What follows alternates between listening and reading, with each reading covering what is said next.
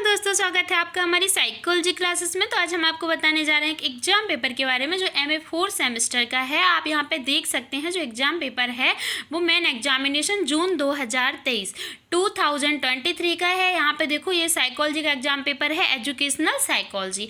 तो यहाँ पे आप देख सकते हैं मैक्सिमम मार्क्स हैं वो 85 हैं और आपको जो टाइम है वो 3 आवर्स का दिया जाता है।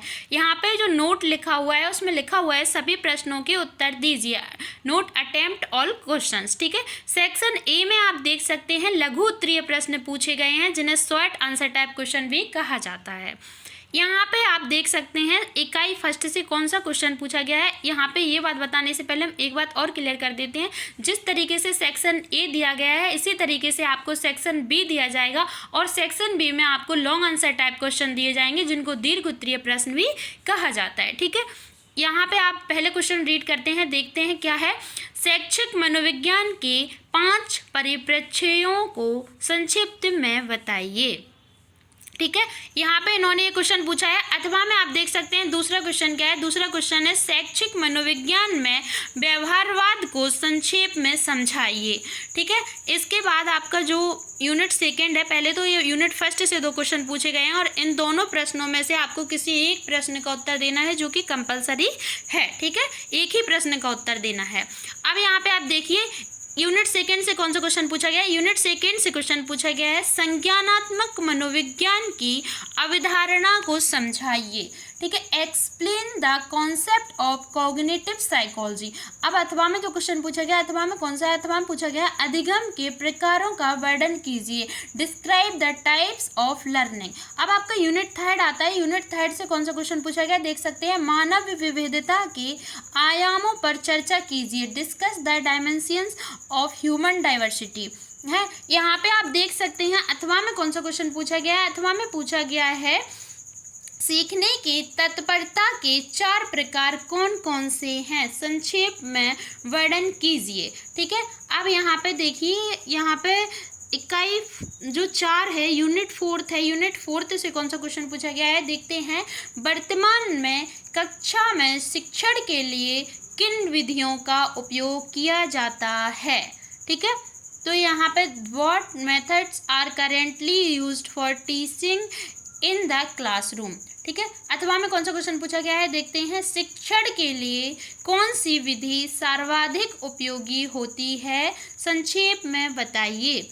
ठीक है, अब आपका आता है यूनिट 5। तो यूनिट 5 से कौन सा क्वेश्चन पूछा गया है, आप देख सकते हैं। यूनिट 5 से क्वेश्चन पूछा गया है शैक्षिक मापन के प्रकारों का वर्णन कीजिए, describe the types of educational measurement. यहाँ पे अथवा में आप देख सकते हैं, अथवा में पूछा गया शिक्षा के मूल्यांकन की क्या भूमिका है।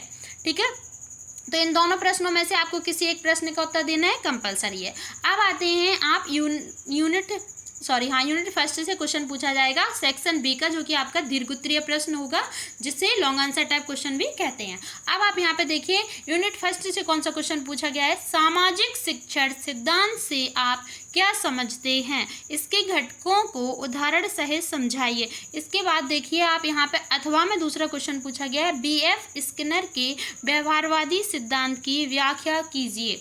ठीक है, अब यहाँ पे explain the behaviourist theories of BF Skinner. ठीक है, अब यहाँ पे आप आते हैं यूनिट सेकंड। तो यूनिट सेकंड का जो क्वेश्चन है वो देखिए, अधिगम शिक्षा के सूचना प्रक्रम मॉडल का वर्णन कीजिए। अथवा में आपका क्वेश्चन पूछा गया है संज्ञानात्मक शैलियों और इसके प्रकारों का वर्णन कीजिए, describe cognitive style and its types. ठीक है, यूनिट थर्ड से आप क्वेश्चन पूछा गया है, आप देख सकते हैं शैक्षिक उपलब्धि में सामाजिक वर्ग विभेद की व्याख्या कीजिए। ठीक है, अब यहाँ पे आप देख सकते हैं जो अथवा में कौन सा क्वेश्चन दिया गया है। अथवा में दिया गया है बुद्धि सिद्धांत के प्रमुख प्रकारों का वर्णन कीजिए, describe the major types of theory of intelligence. अब आता है आपका यूनिट 4। तो यूनिट 4 से कौन सा क्वेश्चन पूछा गया, देखते हैं। शिक्षण में अभिक्षमता उपचार पद्धति के उपयोग का वर्णन कीजिए। Describe the use of aptitude treatment method in teaching. अथवा में कौन सा क्वेश्चन पूछा गया, अथवा पूछा गया विद्यार्थी केंद्रित शिक्षण क्या है और यह क्यों महत्वपूर्ण है, विस्तार से समझाइए।